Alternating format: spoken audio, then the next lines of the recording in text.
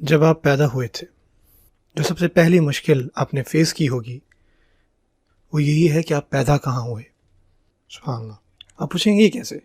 اور ہو سکتا ہے آپ کو پہلے سے پتہ بھی ہو یا آپ نے ایکسپیرینس بھی کیا ہو.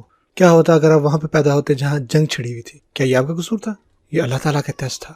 اور یہی اپنے آپ میں کافی ہے کہ آپ کے خالق نے یہ ڈیسائیڈ کیا کہ وہ شروع سے لے کے آخر تک آپ کو ٹیسٹ کریں گے. ٹھیک ہے نا؟ آپ وہاں پر پیدا ہوئے جہاں پر جنگ چھڑی ہوئی. سبحان اللہ. آپ کا ٹیسٹ ابھی سے شروع، مشکلات ابھی سے شروع. آپ جیسے ہی پیدا ہوتے ہیں مشکلات شروع ہو جاتی ہیں.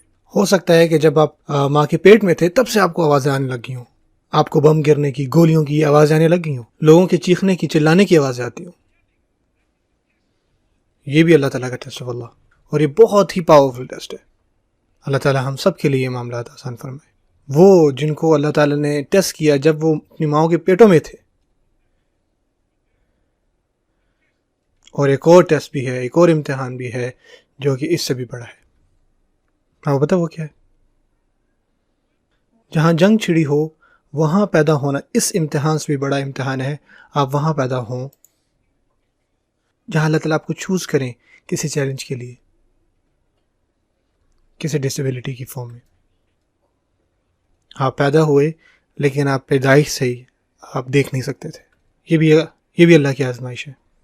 اور اللہ تعالیٰ فرماتے ہیں کہ یہ آزمائش صرف آپ کے لیے نہیں تھی بلکہ ہم ان لوگوں کو بھی یہ موقع دینا چاہتے تھے جو آپ کے ارد گرد تھے کہ وہ آپ کی پرورش کر کے اپنی جنت کمائیں. سبحان اللہ.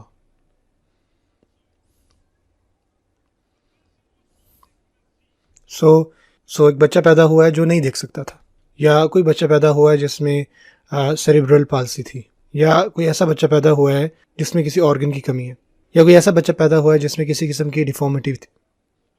جو آزمائش ہے وہ آپ کے والدین اور آپ کے جو ارد گرد لوگ ہیں ان کے لیے بھی ہے، اور جو اللہ کی راہ میں دینے والے ان کے لیے بھی ہے. کہ ان کے لیے بھی ٹیسٹ ہے کہ کیا آپ اٹھیں گے مدد کرنے کے لیے، آپ اپنے جیسوں کی مدد کریں گے. آپ کا 1 سال باقی رہ گیا جینے کا، دیکھتے ہیں آپ کیا کرتے ہیں. کہ یہ بچہ جس کو آپ نے دیکھا تھا کہ اس کے ساتھ یہ مسئلہ تھا،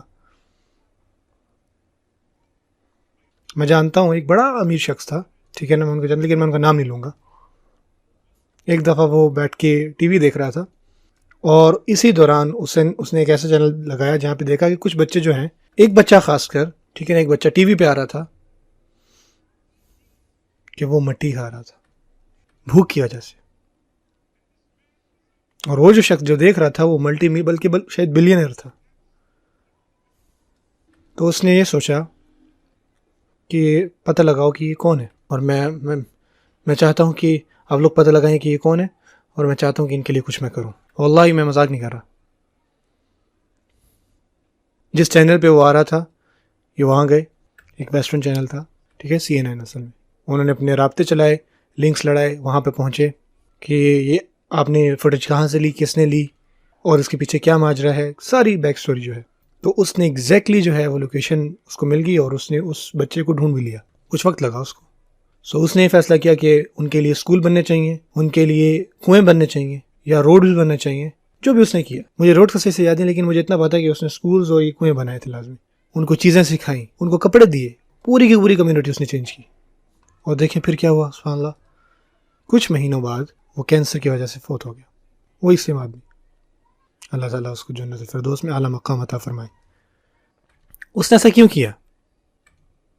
وہ صرف چینلز بدل رہا تھا بیٹھ کے، ٹھیک ہے نا. صرف اس نے دیکھا کسی کو کسی مشکل وقت سے، کسی پریشانی سے گزرتے ہوئے، اس نے اس کو محسوس کیا. وہ نہیں جانتا تھا یہ کون ہے، اس کو بس یہ پتا تھا کہ یہ بھی میری طرح انسان ہے جو کہ تکلیف میں ہے. اور وہ مسلمان تھا یہ شخص، پتا وہ.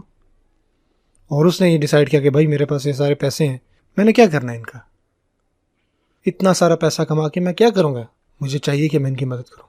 اور بعد میں جا کے ان کو یہ پتہ چلا کہ یہی سیم چیز اس نے بہت بہت جگہوں پر یہی کام کیا تھا پہلے سے. سبحان اللہ. اس طرح اس نے اپنے پیسوں کو خرچ کیا. آپ نے اپنے پیسوں کو کیسے خرچ کیا؟ اور ہم بیٹھتے ہیں اور ایسے ہی لوگوں کی جو ہے نا بیٹھ کے برائیاں کر رہے ہوتے ہیں، اور ہمیں ہرگز نہیں پتا ہوتا کہ ان لوگوں نے کیا کیا خیر کے کام کیے ہوئے ہیں.